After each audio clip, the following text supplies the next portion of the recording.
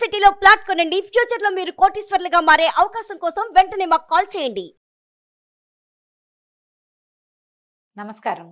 కార్తీక పురాణం 16వ రోజు పారాయణలోకి వచ్చాం. ఈ విధంగా సూత మహాముని ప్రవచించిన స్కాంద పురాణాంతర్గత కార్తీక మహాత్మ్యాన్ని విని సంతుష్ట మానసులైన శౌనకాది కులపతులు సూతముని, లోకోత్తర పుణ్యదాయకమైన ఈ కార్తీక పురాణము స్కాందమందే కాక పద్మపురాణాంతర్వర్తి అయి కూడా కలదు కదా, దానిని కూడా విశదపరచు అని ప్రార్థించగా మందస్మిత వదనుడైనటువంటి సూతుడు, ఓ మునులారా, వైకుంఠుని లీలా వినోదాలు మహిమలు వినేవారికి వినిపించేవారికి విశేష పుణ్యాన్ని ఇస్తాయే గాని విసుగుని కలిగించవు. భక్తి ప్రపత్తులతో మీరు కోరాలే గాని గురుప్రసాదిత శక్తి అనుసారం వక్కాణిస్తాను, వినండి. స్కాంద పురాణంలో జనక మహారాజుకు వశిష్ఠులు వారు ఎలాగా ఈ మహాత్మ్యాన్ని బోధించారో అదేవిధంగా పద్మపురాణంలో సత్యభామకు శ్రీమన్నారాయణుడైన శ్రీకృష్ణ పరమాత్మ ముఖతః ఈ కార్తీక మాస విశేషాలన్నీ వివరించబడ్డాయి. ఒకానొకప్పుడు నారద మహర్షి స్వర్గం నుంచి ఒక పారిజాత సుమాన్ని తెచ్చి శ్రీకృష్ణునికిచ్చి, ఓ హరి, 16,000 యనమండుగురు భార్యలలోనూ నీకు అత్యంత ప్రీతమమైన ఆమెకి ఈ పువ్వు నీయవయ్యా అని కోరాడు. ఆ సమయానికి రుక్మిణీదేవి అక్కడే ఉంది.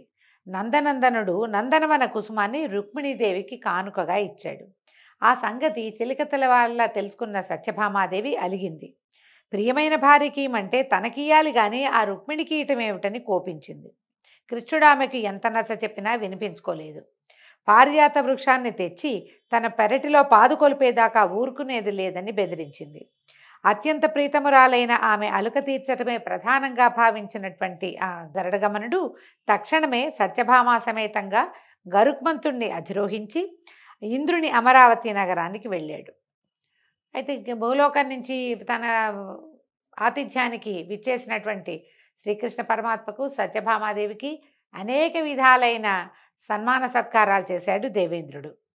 అయితే పారిజాత వృక్షాన్ని తనకి ఇవ్వమని శ్రీకృష్ణుడు కానుకగా ఇవ్వు అని అడిగేసరికి స్వర్గ సంపదను భూలోకానికి పంపడానికి దేవేంద్రుడు అంగీకరించలేదు. మా ఇంటికి వచ్చావు, అతిథి సత్కారం ఎంతైనా చేస్తావు, ఎన్ని రోజులైనా ఉండు, నిన్ను బాగా చూసుకుంటాం, కానీ స్వర్గంలో నాటపడి ఉన్న పారిజాతాన్ని భూలోకానికి ఎట్లా ఇస్తాము, అట్లా పనికిరాదని దేవేంద్రుడు ఒప్పుకోలేదు. తత్ఫలితంగా ఇంద్రోపేంద్రుల నడుమ ఘోరమైన యుద్ధం జరిగింది. ఇంద్రుడు కాకుండా ఉపేంద్రుడు అంటే విష్ణుమూర్తిని ఉపేంద్రుడు అంటారండి. వాళ్ళిద్దరి మధ్య విపరీతంగా యుద్ధం జరిగింది. ఎట్టకేలకు ఆ తగవులో దేవేంద్రుడు తగ్గి సవినయ పురస్సరంగా పారిజాత ద్రుమాన్ని యాదవేంద్రునకు అర్పించుకున్నాడు. దానవాంతకుడు దానిని తెచ్చి ముద్దుల భార్యామణి అయిన సత్రాజితి నివాసంలో ప్రతిష్ఠించాడు. అందువలన అమితానందాన్ని పొందినటువంటి ఆ అన్నుల మిన్న తన పెనిమిటి అయిన పీతాంబరునితోటి చాలా ప్రేమగా ప్రసంగిస్తూ, ప్రాణప్రియ, నేనెంతైనా ధన్యురాల్ని, ఇన్ని వేల మంది స్త్రీలలోనూ నేనే నీకు మీదు మిక్కిలి ప్రీతమని కావటం వల్ల నా అందచందాలు ధన్యత్వాన్ని పొందాయి. అసలు ఈ జన్మలో నీ అంతటి వాడికి భార్యను కావడానికి, నీతో పాటు గరుడారూఢనై బొందెతోటే స్వర్గ సందర్శనం చేయటానికి కథలుగా చెప్పుకోవటమే తప్ప ఎవరూ ఎప్పుడూ కళ్ళారా చూసి ఎరగని కల్పవృక్షం నా పెరటి మొక్కగా ఉండటానికి కారణం ఏమిటి? నేను నిన్ను తులాభార రూపంగా నారదుడికి ధారపోసినా, అలిగిన ఆవేశంలో నిన్ను వామపాదాన తాడించినా నువ్వు మాత్రం నా మీద నువ్వు గింజంత కూడా కోపం చూపించకుండా ఇంతలా ప్రేమిస్తున్నావంటే ఈ నీ ఆదరాభిమానాలు పొందటానికి నేను గత జన్మల్లో చేసిన పుణ్యం ఏమిటి? అదీగాక జన్మజన్మకి నీ జంటను ఎడబాయకుండా ఉండాలంటే నేను ఇప్పుడు ఇంకా ఏమేమి చెయ్యాలి అని అడిగింది. ఎంత బాగా అడిగిందో చూడండి. ఎంత ప్రేమగా ఎలా ఉంటున్నావు నువ్వు, దేనివల్ల, ఏ పూర్వజన్మ సుకృతం వల్ల నాకు భగవంతునితోటి ఇలాగా లీలామానుష విగ్రహణుడు అయినటువంటి నీతోటి ఉండగలిగే అవకాశం లభించిందని ఆవిడ అడిగితే, ముకుందుడు మందహాసం చేస్తూ, ఓ నారిలలామా సత్యభామ, నీవు నన్ను కోరరానిది కోరినా, చెప్పకుండా అడిగినా, ఈ రాని దానిని ఆశించినా కూడా నీ సమస్త వాంఛలను నెరవేర్చి సంతృప్తురాలను చేయటమే నా విధి. అందుకు కారణం నీ పూర్వజన్మమే అని ఒక పూర్వజన్మగాథని చెప్తున్నాడండి. సత్యభామాదేవి పూర్వజన్మగాథట. మనం సత్యభామాదేవి భూదేవి అంశతో జన్మించిందని చెప్తాం, అది కూడా చెప్తూ ఇది కూడా చెప్తారండి. కృతయుగాంత కాలంలో మాయా అనే నగరంలో దేవశర్మ అనే వేద పండితుడు ఉండేవాడు. అతనికి లేక కలిగిన ఒకే ఒక ఆడబిడ్డ గుణవతి. అల్లారు ముద్దుగా పెంచుకున్న ఆ పిల్లని తన శిష్య పరంపరలో వాడే అయిన చంద్రుడనే వాడికిచ్చి పెళ్లి జరిపించాడు దేవశర్మ. ఒకనాడు ఈ మామ జామాతలిద్దరూ కలిసి సమిధలను దర్భలను తెచ్చుకునే నిమిత్తంగా అడవికి వెళ్ళి అక్కడ ఒక రాక్షసుని చేత హతమార్చబడ్డారు. ఈ సమిధలు దర్భలు అనగానే ఏమిటి అని ప్రశ్న వస్తుంది. దర్భలు సమిధలు నిత్య నైమిత్తికాలకి చాలా అవసరం అండి. సమిధలు లేనిదే ఆ కాలంలో ఈ బ్రాహ్మణులు నిత్యాగ్నిహోత్రులుగా ఉండేవారు. రోజు అగ్నిహోత్రం వెలిగించవలసిందే. అగ్నిహోత్రం అంటే మరి అగ్నిహోత్రానికి ఖచ్చితంగా సమిధలు కావాలి. తర్వాత ఈ దర్భాలతోటి సమిధలు ఈ అగ్నిహోత్రాన్ని 4 పక్కల దర్భలు వేయటము సమర్పించడము ఉంటాయి. చాలా విశేషంగా కనపడుతుంది దర్భలు వాడకం మన యజ్ఞాల్లోనూ హోమాల్లోనూ. అందుకని దర్భలు కావాలి, నిత్యాగ్నిహోత్రానికి ఎలాగో సమిధలు కూడా కావాలి. కాబట్టి అడవికి వెళ్ళి స్వయంగా తెచ్చుకుని వాళ్ళు కొనుక్కునే రోజులు కావు కదా. మామగారు అల్లుడు ఇద్దరు కలిసి వెళ్ళి తీసుకురావడానికి వెళ్ళి అక్కడ అడవిలో ఉన్నటువంటి ఒక బ్రహ్మరాక్షసుడి చేత చంపబడ్డారు. బ్రాహ్మణులు ధర్మాత్ములు నిత్య సూర్యోపాస్తిపరులు సూర్య ఉపాసనాపరులు అయినటువంటి వారి జీవిత విన్నాడానికి మెచ్చినటువంటి విష్ణుమూర్తి శైవులు కానీ గాణాపత్యులు కానీ సౌరవ్రతులు ఎవరైనా గాణాపత్యులు అంటే గణపతి మతం ఒకటి ఉందండి. ఇప్పటికీ మనకు భారతదేశంలో గాణాపత్యం ఉంది. ఎక్కడంటే మన మహారాష్ట్ర ఆ ప్రాంతాల్లో గణపతిని ఎక్కువ పూజిస్తారండి. మిగిలిన దేవి దేవతల ఆరాధన తక్కువ, గణపతి ఆరాధన ఎక్కువ. సౌరవ్రతులు సూర్యవ్రతులుగా ఉండే వాళ్ళు కూడా ఉన్నారు. పూర్తిగా సూర్యారాధనే. సూర్యుడే విష్ణువు, సూర్యుడే బ్రహ్మ మహేశ్వరులు, సూర్యుడే గణపతి, సూర్యుడే జేజీ అమ్మవారు, అట్లా ఉంటుంది. అయితే శాక్తేయులు కూడా ఓన్లీ శక్తి మతమే, అమ్మవారే అన్నిటికీ. వీళ్ళందరూ కూడా వాన చినుకులు వాగులై వంకలై నదులై తుదకు సముద్రాన్నే చేరినట్టుగా నన్నే పొందుతున్నారు. పుత్రభ్రాతాది నామాలతో దేవదత్తుని లాగా నేనే వివిధ నామరూప క్రియాదులతో 5గా విభజింపబడి ఉన్నాను. ఇప్పుడు ఎలా ఉన్నారో చూడండి, 5 ఉన్నారు ఇక్కడ. ఉపాసన అనగానే, పూజా విధానం అనగానే 5 దేవతల్ని మానవులు విధిగా అర్చించాలండి. వాళ్ళు ఎవరెవరు? శివకేశవులు విష్ణువు మహేశ్వరుడు, తర్వాత శక్తి అమ్మవారు, వీళ్ళు 3 కాకుండా గణపతి సూర్యుడు 5. ఈ 5 దేవతల్ని తప్పకుండా మనం అర్చించాలి. ఈ 5 దేవతల్లో మనం శివారాధనే చేస్తామనుకోండి. ప్రధాన దైవం శివుడైతే పరివార దేవతలుగా విష్ణువు, శక్తి, వినాయకుడు, శివుడు ఉంటారు. మనం విష్ణువారాధన చేస్తామనుకోండి, విష్ణువు ప్రధాన దైవంగా ఉండి మిగిలిన 4 పరివార దేవతలుగా ఉంటారు. కానీ వాళ్ళు ఉండాలి. ఇలా ఈ 5 మనం పూజించాలి. అదే గణపతిని పూజించేటప్పుడు అమ్మవారిని పూజిస్తే అమ్మ మధ్యలో ఉంటుంది, అయ్యవారు, అన్నగారు, కుమారుడు, నేత్రంగా భాషించేటువంటి సూర్యుడు 4 పక్కల ఉంటారు. సూర్యుని చూస్తే సూర్యుడు మధ్యలోకి వెళ్తాడు, శివకేశవులు ఇద్దరు వెనక్కి వెళ్తారు, తల్లి కుమారులు ముందుకొస్తారు, చుట్టుపక్కల ఉంటారనమాట. గణపతిని చేస్తే గణపతి మధ్యలో ఉంటాడు, అమ్మ నాన్న మావయ్య 3 పక్కల ఉండి 4వ పక్కన సూర్యుడు ఉంటాడు. ఎలా చేసినా ఇదే ఆరాధన. విష్ణుమూర్తి ఏం చెప్తున్నారంటే, ఇలా దేవదత్తులాగా వివిధ రూప క్రియాదులతో నేనే ఈ 5గా విభజింపబడి ఉన్నాను. అందువలన మరణించిన మామ అల్లుళ్ళని మన వైకుంఠానికే తీసుకురమ్మని పార్షదులని ఆజ్ఞాపించేట. అప్పుడు పార్షదులు ప్రభు ఆజ్ఞ పాటించి వాళ్ళని తీసుకొచ్చారు. సూర్య తేజస్సమకాంతులతోటి ఈ మామ అల్లుళ్ళ 2 జీవాలు వైకుంఠానికి చేరి విష్ణు సారూప్యాన్ని పొంది, అంటే ఏమి సారూప్యం అంటే మనం ఇంతకుముందుకు చెప్పుకున్నాం, సారూప్యముక్తి. విష్ణువులాగా విశాల నేత్రాలు వస్తాయి, చక్కగా తిరుపుండ్రాలు ధరిస్తారు, ఊర్ధ్వపుండ్రాలు, శంఖచక్రాలు, తర్వాత చక్రాలతో పాటు పద్మమాలాలంకృతులుగా పీతాంబరధారులుగా ఉంటారు. విష్ణువు యొక్క సాన్నిధ్యంలోనే విష్ణు సారూప్యాన్ని పొంది మసులుతూ ఉండేవాళ్ళట.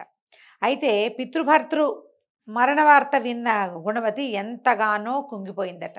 తండ్రి భర్త ఒకేసారి మరణించారు. అమ్మాయి దుఃఖంతో ఉంది. కానీ పోయిన వారితోటి తను పోలేదు, పోకూడదు కూడా. ఎన్నాళ్ళు ఆయువు ఉందో అన్నాళ్ళు భూమి మీద ఉండవలసిందే. మరణాసన్నం అయ్యేదాకా మనుగడ తప్పదు గనక వేరొక దిక్కులేని ఆ యువతి ఇంట్లో ఉన్న వస్తు సంచయానంతటినీ విక్రయించి తండ్రికి భర్తకు ఉత్తమగతులకై ఆచరించవలసిన కర్మలన్నింటినీ ఆచరించింది.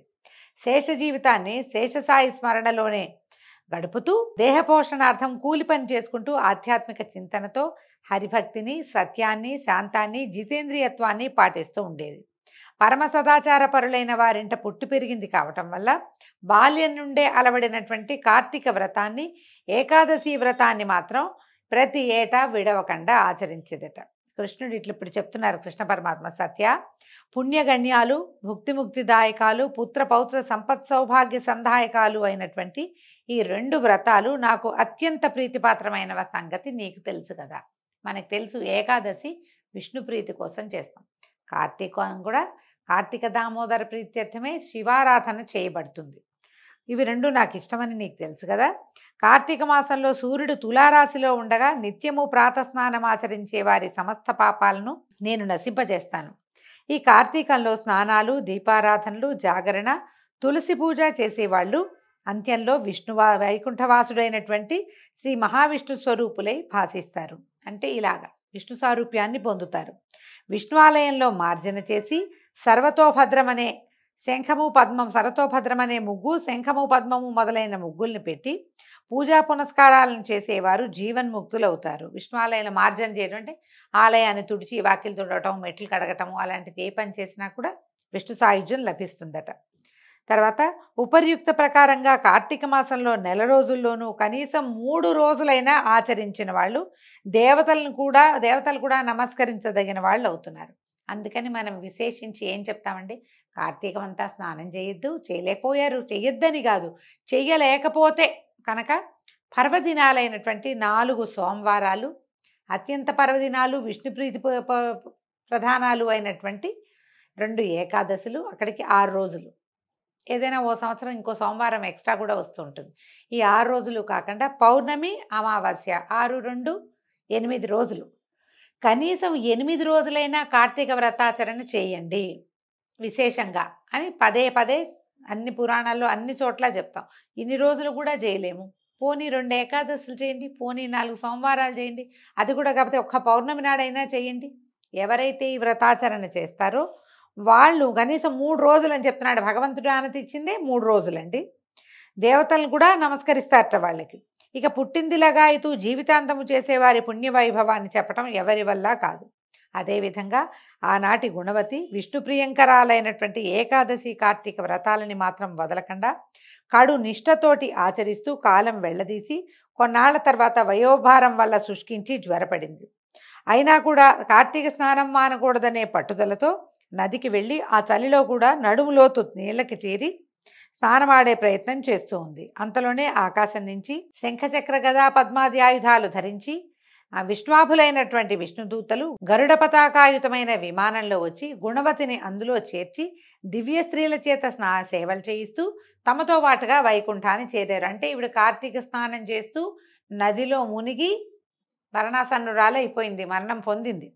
అప్పుడు విష్ణు పార్షదులు వచ్చి తీసుకెళ్లారు. ఆ కార్తీక వ్రత పుణ్యఫలంగా పొగలేని అగ్నిశిఖలాగా ప్రకాశిస్తూ ఆమె హరి సాన్నిధ్యాన్ని పొందింది. అనంతరం శ్రీ మహావిష్ణువునైన నేను దేవతల ప్రార్థన మీద దేవతీ గర్భాన ఇలా కృష్ణుడుగా అవతరించాను. నాతో పాటే అనేక మంది వైకుంఠవాసులు కూడా యాదవులుగా జన్మించారు. పూర్వజన్మలలోని చంద్రుడు ఈ జన్మలో అక్రూరుడయ్యాడు. అలనాటి దేవశర్మ సత్రాజిత్తుగా ప్రభవించాడు. బాల్యం నుంచే కార్తీక వ్రతం మీద నా మీద మాత్రమే మనసు లగ్నం చేసిన గుణవతే నువ్వుగా అంటే సత్రాజిత్తు కుమార్తెవైన సత్యభామగా ఇలా జన్మించావు. ఈ జన్మ వైభోగానికి అంతటికీ కారణం పూర్వ జన్మలో చేసినటువంటి కార్తీక వ్రతాచరణ పుణ్యలేశమే తప్ప ఇతరము కాదు.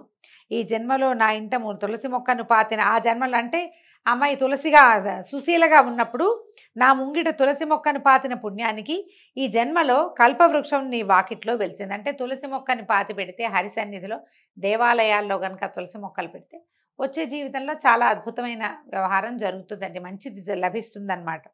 ఆనాడు కార్తీక దీపారాధన చేసిన ఫలితంగా ఈనాడు నీ ఇంటా వంట కూడా లక్ష్మీ కళ స్థిరపడింది. ఎందుకంటే ఈమె తండ్రి రోజుకి 100 బారువులు ఇచ్చే శమంతకమణిని ఈమెకి ఇచ్చాడు కానుకగా. వివాహ సమయంలో రోజుకి 100 బారువుల బంగారం వస్తుంది. లక్ష్మీదేవి ఆమె ఇంట్లో స్థిరపడిపోయి ఉంది.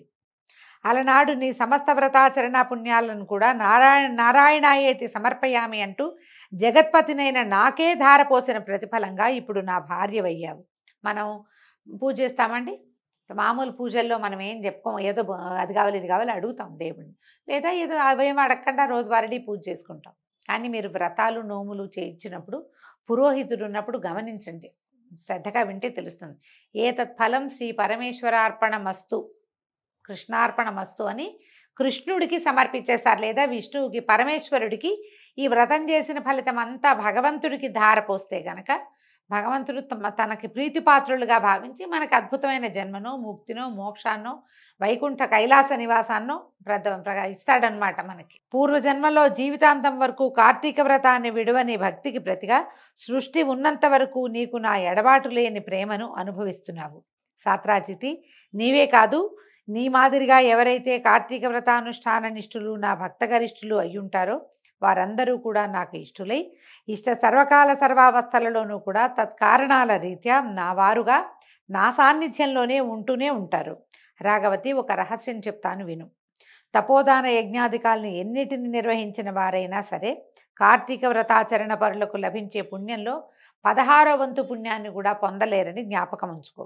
ఉపరి విధంగా శ్రీకృష్ణ ప్రోక్తమైన తన పూర్వజన్మ గాథను, కార్తీక వ్రత పుణ్యఫలాలను విని పులకితాంగి అయినటువంటి సత్యభామాదేవి విశ్వంభరుడైన తన భర్తకి వినయ విధేయతలతోటి ప్రణమిల్లింది. దీంతో 16వ రోజు పారాయణ పూర్తయిందండి. రేపు ఉదయం 17వ రోజు పారాయణతో మళ్ళీ కలుసుకుందాం. నమస్కారం.